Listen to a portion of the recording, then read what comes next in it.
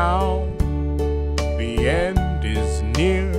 That's as far as I go with that song, because I don't want my, great impression to show up on copyright. But welcome, everyone. This is the Stone Ocean kill count. I imagine that those that had seen parts 1 through 5 had been waiting on this. I, too, have been waiting to get this done. You know the rules. You have to see the kills on the screen, or at least, I guess alluded to. But probably not counting the ones really far into the past, like Dio in part 3, because we know that he died, and we already counted that. Episode 1. Stone Ocean opens up to oh man, a body already. Okay, now that's interesting. Now, considering the only parts that open up to a kill are Phantom Blood in both the manga and anime, and Diamond is Unbreakable, it's pretty interesting because parts 3 and 4 are more so alluded to.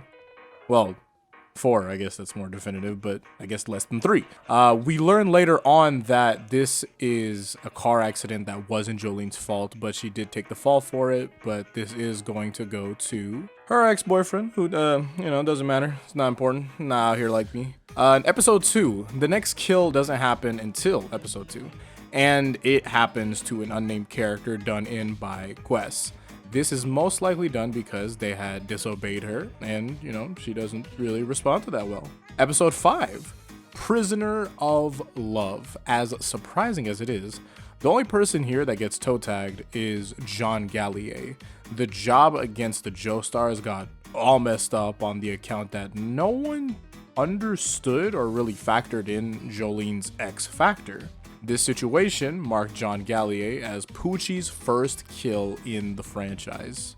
Realistically, the first kill goes to Poochie too, but Now, I'm going to tell y'all this straight up before you get surprised by it. This is about to be the Foo Fighters show because they run up the numbers in this whole first part. Because look, peep game, all right? Episode 7, there's 6 of us. For some reason, that sounds ironic, but it's not. These 2 male prisoners are getting turned into a John Carpenter movie. We learn that Foo Fighters is the cause of this. Later into the episode, we're embracing Araki's love for horror movies by trying to figure out who is this gelatinous blob controlling the bodies of humans. Yeah. If you haven't watched The Thing, please do. The Thing is better than any video I've ever made. Please go watch it. I need you to. Because of these deaths, a search party of Jolene, Hermes, oh my god, and couple of other prisoners, the non-important ones because they're not Hermes, are sent out. Here's the issue. They left with 5, and now there's 6, like the title. Not only that, the party guard is somewhere dead, and not only that, the bracelets that everyone is wearing are rigged to blow once they're out of this 50-meter range from the guard. It's like The Thing and Speed at the same time. That's also a movie you should see. Troy is the first to go, and that's bad because she's the only extra prisoner here with a name. I guess it makes sense because that's becomes Foo Fighter later on, but in episode 8 the other 3 prisoners die too. All of this is due to Foo Fighters. That's 7 kills in the span of 2 episodes. If you go through all of the JoJo parts and see every Joestar's friend group and just to see who's been blapping people the most, you're gonna notice Foo Fighters is probably the most out here in comparison to all of them. In episode 12, you start to think about it. Man, these Joestars have to be some respectable people of the community because they get no bodies at all. Anyways, in this episode, Weather Report takes out a guard. Episode 13 is Kiss of Love and Revenge, Part 1. This episode is going to be the whole Hermes versus TJ Maxx dynamic. What we learn is that this episode and the next are basically flashbacks to explain why Jolene got locked up in Ultra Security. We're shown that someone is already dead 58 seconds in, and that would be Sharon, who we're going to meet later in the episode. We also get a flashback to Hermes' past where Gloria and Father Costello both die. But it's okay because, in episode 14, my girl, she gets her get back with the second death of Sports Max. Oh, I'm sorry, TJ Maxx. Because his name, that's not important to me. Normally, I wouldn't double up on deaths, but, he's a different case because he died first and then his stand died after. And, I'm finna count her kills. She out here. Episode 15, because if I'm going to count flashbacks, I guess that means I'm counting Anna Sweet killing his ex and her side piece. I think this is the first time that someone did this in JoJo, and I think it makes a lot of sense that it would be Anasui of all the dramatic characters that we have. Episode 19, the stand user of Survivor, ironic I guess, meets his end. The Reaper comes for us all eventually, and in this case, the Reaper had pink hair and fishnets because Anasui is claiming this one. The name is Guccio, by the way, not to be confused with Gucci, the brand, because, copyright. Episode 20, in my Excel document, I had happened to write, check for tree people. Apparently, the past state of me had been given me the counting job, and that's just amazing because I hate that guy. Past me, I hate you.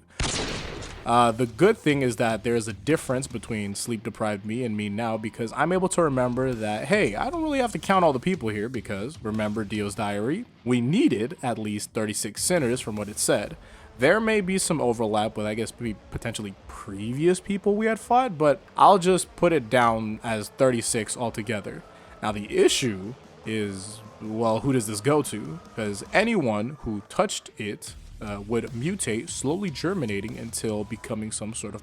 that's with the synopsis for Dio's bone. And, this doesn't happen without Poochie, but Sportsmax brought it to life. It's Poochie's plan. It's Dio's bone.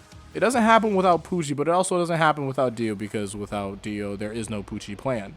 And honestly, with the fact that it is Dio's idea too, I think we're just gonna give it to Dio somehow. Episode 21, Foo Fighters, my Plankton Lord, finishes the job up on D&G. Episode 22. Poochie, I would have allowed you to do this to someone like... actually, I think I like a lot of the Joestar friends.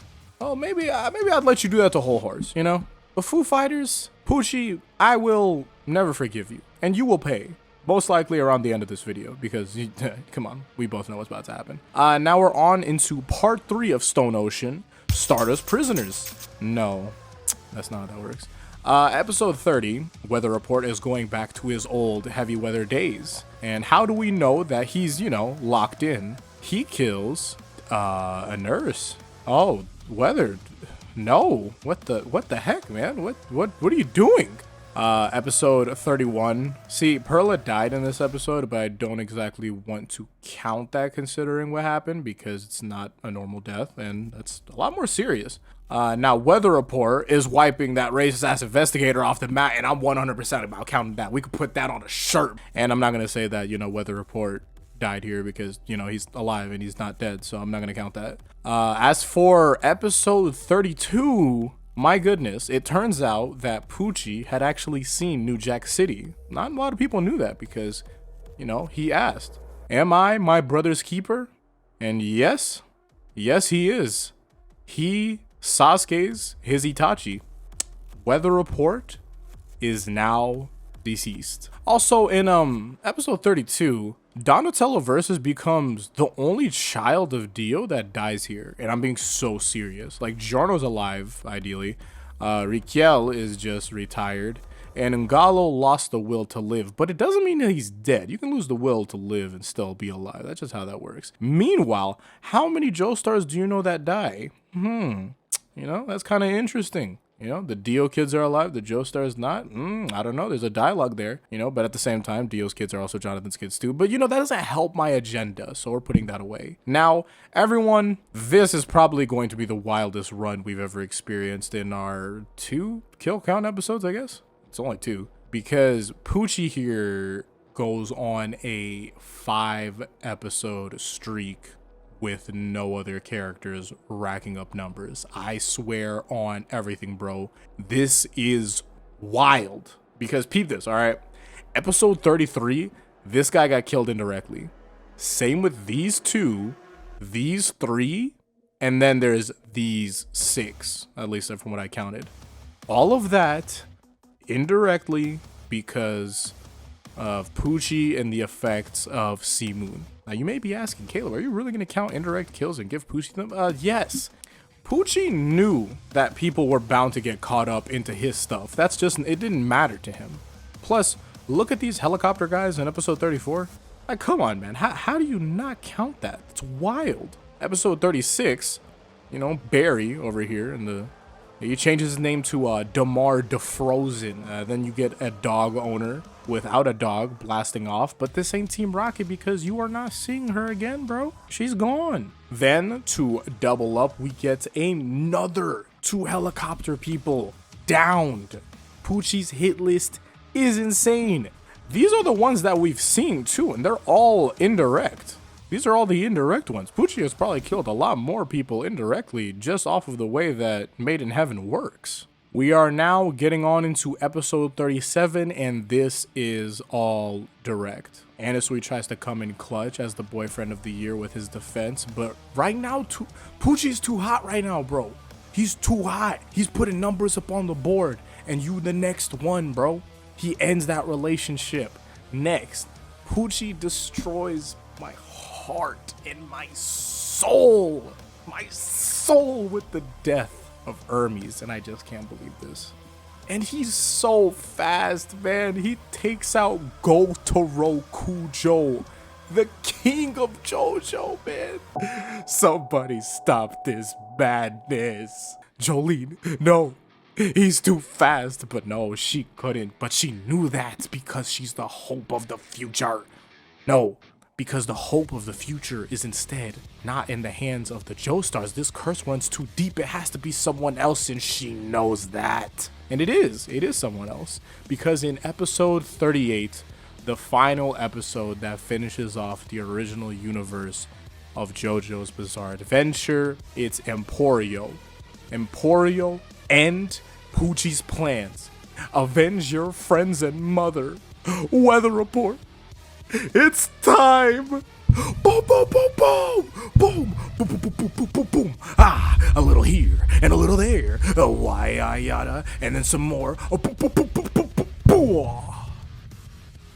And that is the end of the original JoJo's Bizarre Adventure universe. The Stone Ocean total of this kill count is 89 kills, with Enrico Pucci claiming 25 of them, taking first place overall. Foo Fighters comes through at a good second place with 8, and if you happen to care about a third place spot, Anasui, Weather Report, and Sports Max make third. Are you surprised Pucci had this much? Is it a bit small? Probably. But if you wanted to theorize about how many accidents Pucci had potentially caused, that's a whole different video. But I can't wait to wrap this all up in the future. But we got a long bit until then. So thank you all for watching. Hopefully I'll see you all in the next one. Until then, peace out and Godspeed.